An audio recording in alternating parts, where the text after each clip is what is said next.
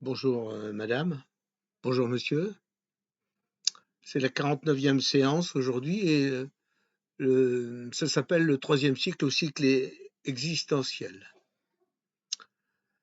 Voilà. Dans ces 4 degrés, qui sont les derniers degrés, Alfredo Caicedo a mis en place 4 techniques spécifiques phoniques, qui sont des techniques de résonance du son sur la conscience et sur toutes les cellules, comme la 48e séance, sauf que là, le sujet est un petit peu plus perfectionné. Avec toute cette méthode, Alfredo Caicedo a créé donc 4 nouvelles techniques qui sont la RDC 9, la RDC 10, la RDC 11 et la RDC 12 qui sont intégrées au troisième cycle, c'est-à-dire le cycle existentiel, c'est-à-dire le cycle de l'existence.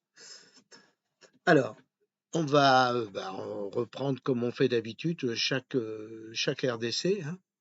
La RDC 9, pendant la pratique de la RDC 9, on emploie le phonème audible Edusokia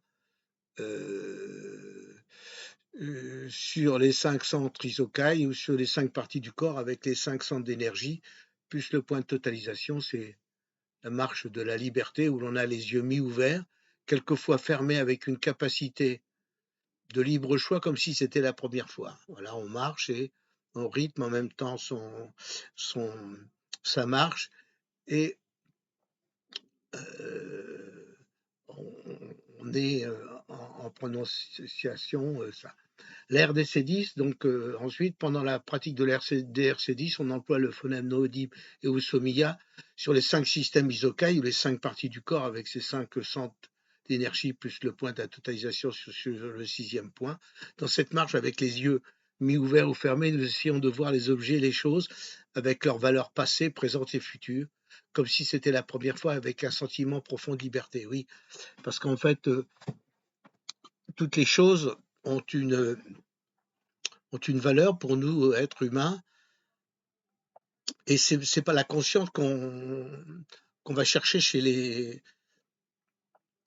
choses, c'est ce qu'elles représentent, comme une bague, par exemple, qui représente le mariage, l'amour, la fidélité à une certaine femme, et surtout des moments de vie, un ou des moments de vie, et c'est ça le plus important parce que c'est ça qui nous projette sur notre vie. Voilà. Avec évidemment un grand sentiment de liberté, des valeurs présentes, passées et futures, c'est ce qu'on appelle la tridimensionnalité. Voilà. Et donc, comme je le disais, les choses ont une valeur. Voilà, elles ont toutes une valeur plus ou moins importante. La RDC 11, pendant la pratique de la RDC 11, on emploie le phonème non audible Eusomiya sur les 5 systèmes isokai ou les 5 parties du corps avec les 5 centres d'énergie, plus le point de la totalisation sur le 6e point. Ça, on en a déjà vu pas mal de fois cette petite technique, donc tout le monde le sait. Alors, dans cette marche, avec les yeux mi-ouverts ou fermés, nous essayons de voir les êtres avec leurs valeurs passées, présentes et futures, avec des sentiments profonds de notre tridimensionnalité, de notre responsabilité. Parce qu'en fait, ce qui est important, c'est que quand on marche comme ça, surtout moi je l'ai vu quand je l'ai fait à Andorre avec tous les sophrologues présents, puis Alfredo Caicedo, on rencontre les gens. Et ce qui est important, c'est quand on a bien travaillé, qu'on a travaillé sur nous-mêmes, on n'a aucune valeur négative à l'égard de la personne. Simplement, qu'est-ce qu'elle représente? Elle peut nous amener des images différentes suivant chacun ou chacune, mais il y a pas de dire ah ben celle-là je la ressens pas. Non, c'était vraiment, on est dégagé de tout sentiment négatif. On est que dans le positif. Et c'est aussi pour créer évidemment une existence nouvelle, avec des images nouvelles, avec une fraternité nouvelle à l'égard des êtres, puis aussi apprendre finalement quelque part à rencontrer les gens d'une manière positive. Et ça, c'est extrêmement important, mais c'est aussi extrêmement difficile parce que on a toujours nos a priori qui viennent de nos parents, de notre éducation, de notre rencontre, de nos expériences. Et il faut éviter d'être dans le passé, mais au contraire dans le futur, dans une ouverture nouvelle face à la vie et face aux êtres humains. Voilà.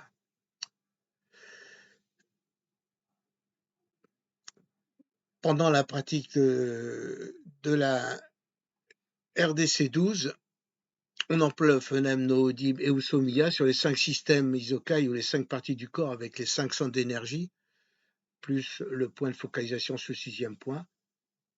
Dans cette marche, avec les yeux ouverts, nous essayons de vivre la dignité et les valeurs de l'homme propres à son existence pendant des instants, des moments, des journées nouvelles dans la manière de vivre. C'est vivre une autre vie. Nous vivrons la semaine prochaine la construction d'une journée nouvelle de notre nouvelle vie. Ce sera la dernière séance dans sophrologie. Oui, ce qui est très très important dans ça, c'est savoir dans chaque moment qui passe de la vie, et la vie c'est vraiment quelque chose de très très important, moi qui commence à être, quand même avoir une vie avancée en tant que senior et vétéran. Ce qui est important, c'est de vivre avec dignité et plaisir les valeurs que l'on a dans chaque moment de la vie, et aussi évidemment pouvoir les changer pour qu'elles soient le plus positives possible et qu'on ait une vie heureuse.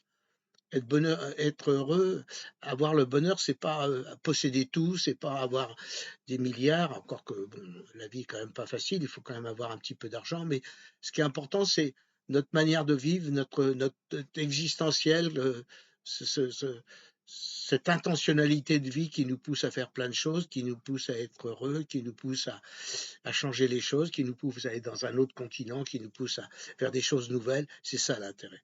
L'intérêt, c'est de se découvrir toujours avec des nouvelles possibilités et surtout la créativité que cela va nous apporter. Nous allons devenir un nouvel homme ou une nouvelle femme. Et c'est ça le plus important, je retiens, enfin, de mon expérience, en tout cas, avec Alfredo Caicedo pendant 4 ans. Voilà, maintenant c'est à vous de laquer, faites vos commentaires afin d'enrichir le débat. Je vous remercie et à la semaine prochaine pour en tout cas la dernière séance de sophrologie. Merci encore de m'avoir entendu.